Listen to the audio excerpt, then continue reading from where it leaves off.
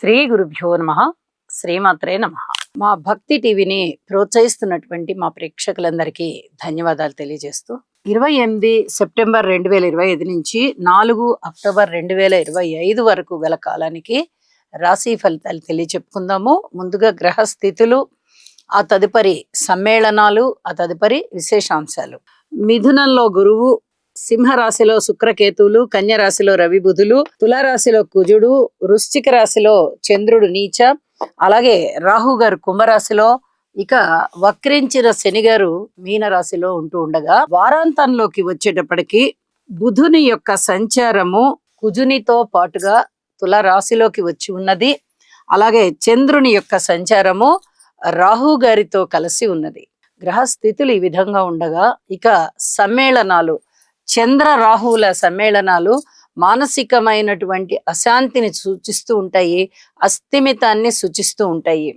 అలాగే శుక్ర కేతువులు వైవాహిక జీవితంలో కొంత అప్రమత్తతని సూచిస్తున్నాయి. అలాగే అన్యోన్యత, ఏ విధమైన అన్యోన్యత ఏ బంధువర్గానికి ఉన్నా కూడా కొన్ని రకాలైనటువంటి జాగ్రత్తలు తీసుకోవాల్సిన పరిస్థితి కనిపిస్తూ ఉంది. అలాగే బుధ కుజుల యొక్క స్థితి ఐటీ కంపెనీ వాళ్ళకి చాలా బాగా రాణించే విధంగా, ఆ కంపెనీలో పనిచేసే ఉద్యోగస్తులకు కానీ, ఆ కంపెనీ అధినేతలకి కానీ, ఈ సాఫ్ట్వేర్ సర్వీసెస్ చేసే వాళ్ళకి, ఎలక్ట్రిక్ అండ్ ఎలక్ట్రానిక్స్ వాటికి సంబంధించినటువంటి ఉద్యోగస్తులకి, వ్యాపారస్తులకి, విద్యార్థులకి ఇత్యాది వారందరికీ కూడా చాలా చాలా మంచి చేస్తుంది. అలాగే గురువు గారి యొక్క దృష్టి కూడా పడుతూ ఉన్న కారణం చేత ఈ రంగంలోని వారు చాలా చక్కటి అభివృద్ధి చెందుతారు అని చెప్పి తెలియచెప్పచ్చు. అలాగే గురువు గారి దృష్టి చంద్ర రాహువుల మీద కూడా ఉంటూ ఉన్న కారణం చేత మానసికమైనటువంటి అస్థిమితత్వము, అశాంతి ఎంతగా ఉంటుందో ఒక్కొక్కసారి వారికి వారే మానసిక బలాన్ని తెచ్చుకునేటటువంటి మనో సంకల్పము లేదా ఆ దృఢత్వము కూడా వారికి వారే ఏర్పాటు చేసుకోగలుగుతారు. లేదా ఎవరైనా స్నేహితుల నుంచి కానీ, పెద్దల నుంచి కానీ మంచి ప్రోత్సాహాన్ని అందిపుచ్చుకొని మానసిక దృఢత్వాన్ని పొందగలుగుతారు అని చెప్పి తెలియచేస్తూ ఉన్నాను. ఇక శుక్రకేతువుల యొక్క సప్తమ స్థాన దృష్టి రాహు చంద్రుల మీద పడుతూ ఉన్న కారణం చేత ఇక్కడ లలిత కళలలో కళాకారులకి చాలా బాగుంటుంది. లలిత కళలలో మీకు కొన్ని విజయావకాశాలు కనిపించేటటువంటి అవకాశం ఉంది అని చెప్పి తెలియచేస్తూ ఉన్నాను. అలాగే వ్యాపారాలు కూడా కొన్ని బాగుంటాయి కొంతమందికి. అవి ఎవరికి బాగుంటాయి అనేది ఆ రాసులకి విశేషాంశాలు చెప్తున్నప్పుడు చెప్తాను అని చెప్పి తెలియజేస్తూ ఉన్నాను. ఇక గ్రహ సమ్మేళనాలలో తరువాతిది రవి బుధుల యొక్క కలయిక. చక్కటి బుధాదిత్య యోగంతో బుధుడు ఉచ్చలో ఉంటూ అనేక రకాలైనటువంటి శుభ సంఘటనలని ఇస్తున్నారు. రవి బుధులు కలిసి ఉన్నప్పుడు, రవి గారు విడిగా బుధుడు విడిగా ఉన్నప్పుడు ఒక్కొక్కసారి ఒక్కొక్క రాశిలో మంచి ఫలితాలను ఇస్తారు, ఒక్కొక్కసారి ఇవ్వకపోతారు. కానీ కలిసి ఉన్నప్పుడు మటుకు అది యోగం అవుతుంది. కాబట్టి అలాగే బుధుని యొక్క స్థితి ఉచ్చలో ఉంది కాబట్టి చాలా అద్భుతమైనటువంటి యోగాలే ఉంటాయి. కానీ ఇక్కడ ఒక చిన్న గ్రహ విశేషం ఏంటంటే, శని గారి యొక్క సప్తమ దృష్టి రవి బుధుల మీద పడుతూ ఆరోగ్యానికి సంబంధించిన జాగ్రత్తలు తీసుకోవాలి అని చెప్పి సూచిస్తూ ఉన్నది.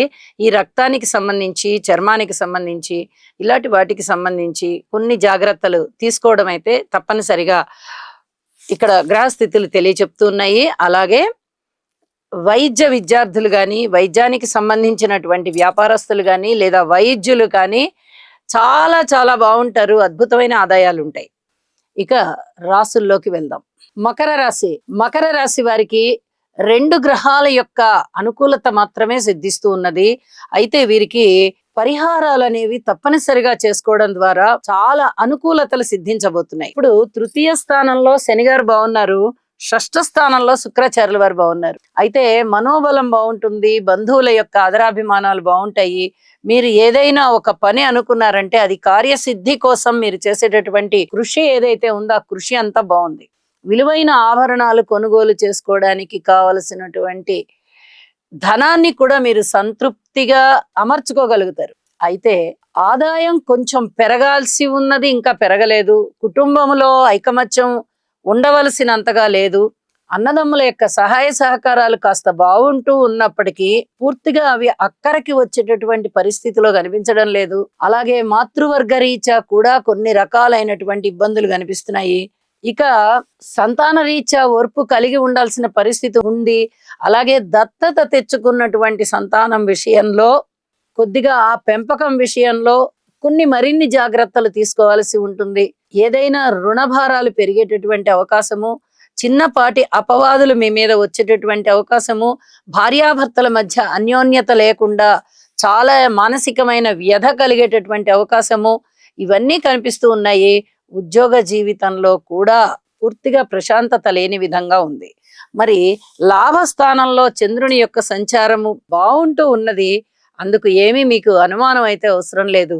అయితే మీరు ఊహించిన ఆ స్థాయిలో ధనము గాని ఇతరత్ర యోగ్యత గాని ఉండదు. కొంచెం తక్కువ ఫలం లభించేటట్టుగా ఉన్నది అని చెప్పి తెలియచేస్తూ ఉన్నాను. ఇక వారాంతానికి వెళ్ళేటప్పటికి చంద్రుని యొక్క స్థితి ద్వితీయ స్థానంలోకి వస్తోంది, బుధుని యొక్క స్థితి దశమ స్థానంలోకి వస్తోంది. ఇవి రెండూ కూడా అంతగా శుభ ఫలితాలు ఇవ్వని కారణం చేత మీరు నవగ్రహ స్తోత్రాలు పారాయణ చేయండి, శివారాధన చేయండి, ఇంటి ఇలవేల్పుకి పూజ చేయండి, మనస్సు ప్రశాంతంగా ఉండడానికి ప్రయత్నం చేయండి అని మరీ తెలియచెప్తూ ఉన్నాను. ఇక నవమ స్థానంలో రవి బుధుల యొక్క కలయిక జరుగుతూ ఉన్నప్పటికీ, కోణస్థానంలో ఉంటూ ఉన్నప్పటికీ ఇక్కడ ఏవైనా మంచి ఫలితాలు ఉంటాయా? మరి బుధాదిత్య యోగం కదా అనుకుంటే, తృతీయ స్థానంలో ఉన్నటువంటి శనిగారి యొక్క దృష్టి పడుతూ శారీరక పరమైనటువంటి రుగ్మతలు ఏమన్నా ఏర్పడేటటువంటి అవకాశం కనిపిస్తోంది.